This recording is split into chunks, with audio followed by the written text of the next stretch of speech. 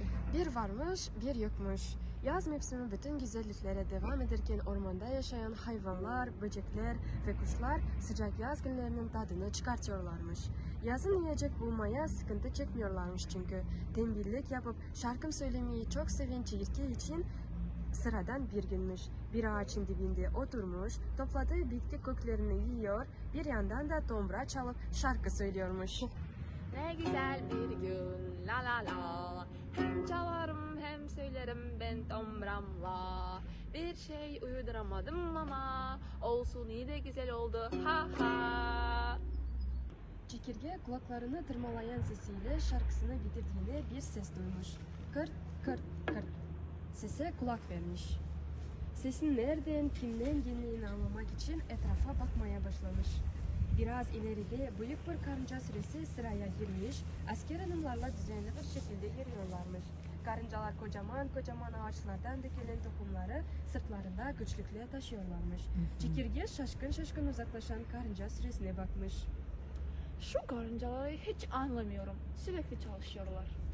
Bu sırada kendisine doğru yürüyen küçük bir karıncayı görmüş. Küçük karınca sırtında kendisinin kat kat büyük olan çekirdek tanesini taşımaya çalışıyormuş. Of of of. Tam çekirgenin yanından geçerken karınca sırtında taşıdığı çekirdek tanesini düşürmüş. Biraz dinlemeye de ihtiyacı varmış aslında. Çekirge anlamsız gözleriyle karıncaya bakmış. Taşınıyor musunuz acaba? Yok. Yoksa ormana bir felaket gelecekçe ondan mı kaçıyorsunuz? Yok. O zaman ne yaptığınızı sorabilir miyim? Yuvamıza yiyecek taşıyoruz. Ha, anladım. Bu akşam bayağı kalabalık misafirleriniz var demek ki. Kış için yiyecek biriktiriyoruz. Kış için yiyecek mi biriktiriyorsunuz? Ne ki hem de kışa daha çok var. Ne bu telaş? Gezin, tozun, eğlenin. Şu yaz mevsiminin tadını çıkartın. Ya öyle mi? Peki kış gelince ne yapacağız? Kışında eğlenecek bir şeyler buluruz canım. Aklın fikrin eğlencedir. Ya kışın ne yer ne içeriz diyorum. Onu kış gelince düşünürüm ben. Şu an yaz mevsimindeyiz. Her yer dolu dolu yiyecek. Karınca bu demir çekirgeyi daha fazla dinlemek istememiş ve çekirdek tanesini tekrar sırtına yüklemeye çalışmış. Ben arkadaşlarıma yetişmem gerek. Şu çekirdek tanesini sırtıma almaya yardım eder misin acaba? Ben gibi bir şarkıcı, bir sanatçı böyle aynı işleri yapmamalı. Karınca çekirgenin bu cevabı üzerine ters ters bakmış ve çekirdeği sırtına almaya çalışmış. Ufak bir yardımım olabilir tabii. Çekirge kendisinin küçük olan çekirdeğini alıp karıncanın sırtına koymuş. Teşekkür ederim. Ne gereksiz, ne boş bir çaba.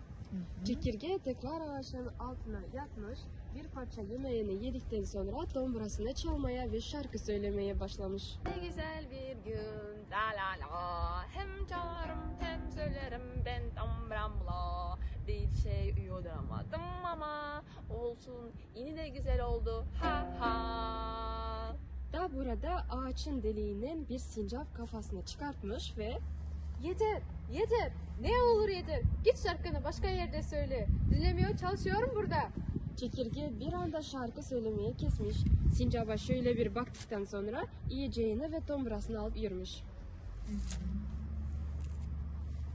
Sanatçının değeri hiç anlamıyor bu ormanda. Sıcak yaz günleri devam ederken karıncalar her gün kan ter içinde yuvalarına yiyecekler taşmış. Çekirdeğe bol bol yemek yemiş, gezmiş, eğlenmiş ve dombra çalıp şarkı söylemiş. Sonunda kara kuş gelip kapıya dayanmış. Çekirge ise günlerdir ağzına tek lokma yiyecek bile koyamamış. Çünkü tüm bitkiler karların altında kalmış. Soğuktan tir tir titriyor, ne şarkı söyleyecek ne de dombra çalabilecek hali kalmamış. Karların üstünde güçlükle yürüyormuş. Birden aklına sıcak yaz günleri gelmiş. Ne güzeldi o günler. Her yer yiyecek doluydu. Karnım tok, neşe içinde şarkılarımı söylüyordum. Birden karınca gelmiş aklına. O bütün yaz yuvasına yiyecek taşımıştı. Ondan biraz ödünç yiyecek isteyebilirim diye düşünmüş.